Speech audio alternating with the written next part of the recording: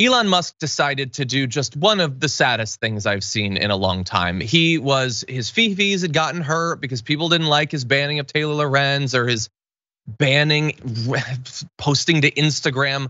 So anyway, he decided to put up another one of his polls. Should I step down as head of Twitter? I will abide by the results of this poll. And I'm sure he thought that all the right wingers who absolutely love him and have flooded Twitter would save him, or the bots would, but in this case they did not. It wasn't close. He lost 57.5 to 42.5. And look, personally, I feel like, I want you to acknowledge one important thing for this story and for others. He is never posting a poll where he hasn't already figured out what he's going to do. He doesn't give a damn what the results are. He's already figured it out. So we can make him lose a poll like this to hurt his feelings, make him look bad, and because it's funny, and all those things are true, and I'm glad that he lost for that reason, but not because it's going to change his behavior. That's not how any of this works. Now, he did post those who want power are the ones who least deserve it. I think perfectly summing up the experience of him being in charge of these companies. But no, the idea clearly is that he's getting too much flack for being in charge and making these horrible decisions and being terrible as a manager. Tesla has lost more than half of its value so far this year, and that is a problem for him. So what he's clearly gonna do is step down from being formally in charge of it. He's gonna put some other right-wing weirdo in charge, and the right-wing weirdo will get 10 text messages a day from Elon Musk saying, change this fundamental part of the platform because I say so. And that's what it's going to be. He's not going to be in charge, except that he's going to be very much in charge. Who wants that job? I think that's exactly what's going to happen. It's not going to be someone. I mean, I don't know what. Oh God, this is like dumb Succession. You know what I mean? Like how many seats on the board does he have? Who are those people? Are they just like the first 10 people to reply to his tweets or like lol at his dumb jokes? I don't know who's in charge. I mean, again, I am still of two minds because Twitter is a very important communication tool between all kinds of people. And yes, it's been way worse since Elon has taken control.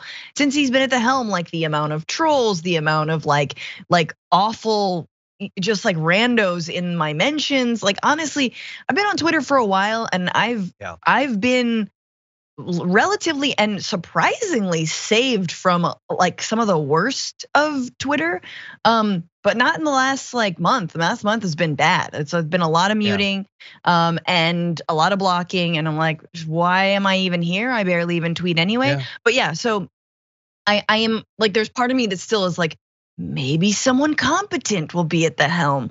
But I think you're right. It'll be someone, because at the end of the day, they're responding to him. And unless the board can have a little bit more control, and again, I'm not so clear on exactly what the makeup is. Yeah.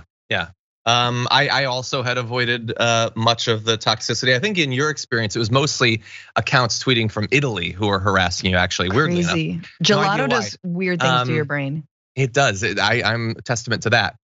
Yeah, no, it's gotten, so they did this thing where any insane right winger, who started their account a month ago can pay $8 and then have their tweets show up next to people whose reputation are actually on the line with what they say. So that's made Twitter kind of suck. He also announced this change where Twitter, the $8 a month club people, if they do stuff to your account, then they can shadow ban you. Like, again, so I, by the way, have almost never in the past blocked anyone. I'm not saying that you shouldn't. I'm saying that hasn't been my policy.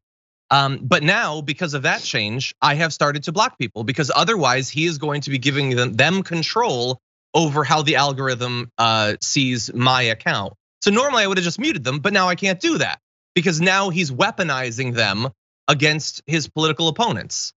So the whole thing is just, it's so stupid. By the way, I'll end with this. I think he can't stay there 24/7 forever. For one thing, he theoretically has other jobs he's supposed to do. And for the other thing, he gets bored with stuff super fast. So he's gonna lose interest in Twitter.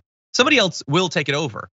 But I don't think he has any faith that that person is going to right the wrongs that he has already done and the occasional influence he's going to have. He keeps tweeting about how nobody could keep Twitter alive other than him, and how it was on the fast track to bankruptcy in May.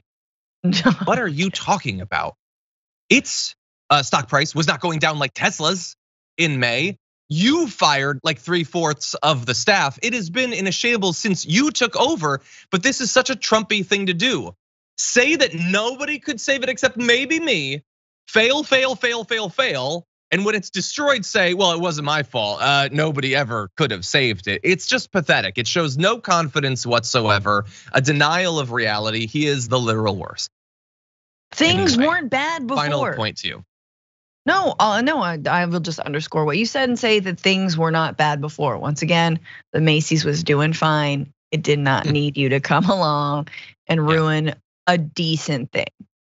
A decent thing where you could get Levi's pretty cheap. Honestly.